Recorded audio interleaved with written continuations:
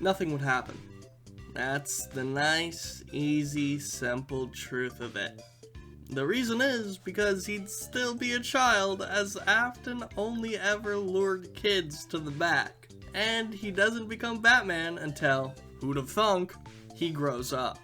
I'll be honest, it would be pretty funny to see Freddy Fazbear looming in the shadows waiting to jump out at the evildoers in Gotham. However, Freddy Fazbear on a bad day is at least 6.5 feet tall, and on a good day he's almost 8 feet tall. He's made of metal too. This guy's about as stealthy as creeps on X.com, formerly known as Twitter. This doesn't include the fact that William's targets are all children, so he would have killed Bruce when he was a child, therefore meaning he'd probably never become anything like Batman. Like, do you realize that in order for this to work, it means Bruce Wayne dies in an alleyway like his parents? And it could happen either before or after his parents die.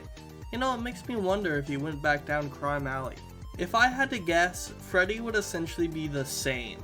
A spirit inhabiting a robot that seeks vengeance in one way or another. The spirits of the core 4 characters don't really seem to be that complex. Sure, they can be persuaded to unite against the common foe in Afton, but ultimately they seem fairly one-track minded in most appearances, and I think that would be the same here. Let's get a little serious now, I guess.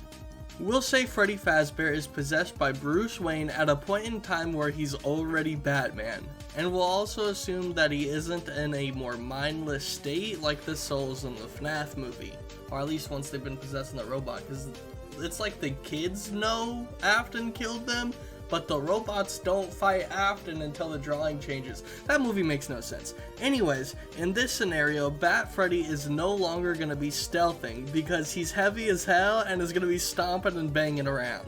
I am the founder of the Freddy Fazbear Can Ball Club, so it would be disingenuous for me to say that Bat-Freddy couldn't fight at all, however. If anything, with more weight behind his punches, he might even be hitting harder than Batman, funny enough, but he'd also need a new suit of some sort as well. See, Freddy's shell isn't doing many favors here. He's gonna need a suit of some kind in order to be fully protected, as a character like Bane could probably rip him apart 6 ways to Sunday. The issue there is the mental image it creates in my head. I mean, think about how stupid Freddy Fazbear would look in any Batman suit. His head is such a distinct shape too, it's like Peter Griffin's chin. There's just no way to work around it. I also want you all to picture Freddy Fazbear instead of Christian Bale's Batman when he interrogates the Joker. Freddy Fazbear facing off against any of Batman's rogues is funny in and of itself. Freddy essentially loses stealth and any ability to be taken seriously, but he does probably become harder to fight, being more durable than a person, to some extent, as well as potentially being stronger, but I couldn't say for certain because comics are weird. One thing I can give Bat-Freddy though is that he becomes immune to things like fear toxin, or anything that he just can't really inhale/ingest in one way or another. This would help him in a couple of scenarios for sure, but ultimately I think this change in form is a double-edged sword. I feel like stealth is such an important thing for Batman, but maybe I'm wrong. You'll have to let me know. Ultimately, the way I see this going is that there's not a lot that changes. Bat-Freddy has his pros and cons, but I don't think this changes so much that he can no longer do Batman things. The funniest part though to me would be seeing Bat-Freddy standing among the rest of the Justice League. Freddy Fazbear next to Superman is something that could only ever happen in Fortnite. Bat-Freddy is a neat idea though. It's just probably not even close to the chaos you get from DC in general. I wouldn't be surprised if something like this has already happened.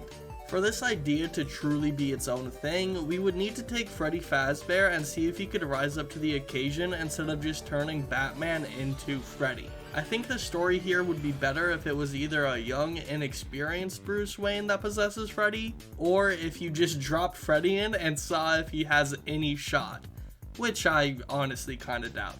Despite all of that though, there's one thing I know for certain. This potential crossover still makes way more sense than the crossover with Sonic the Hedgehog. Seriously, who even thought of that idea?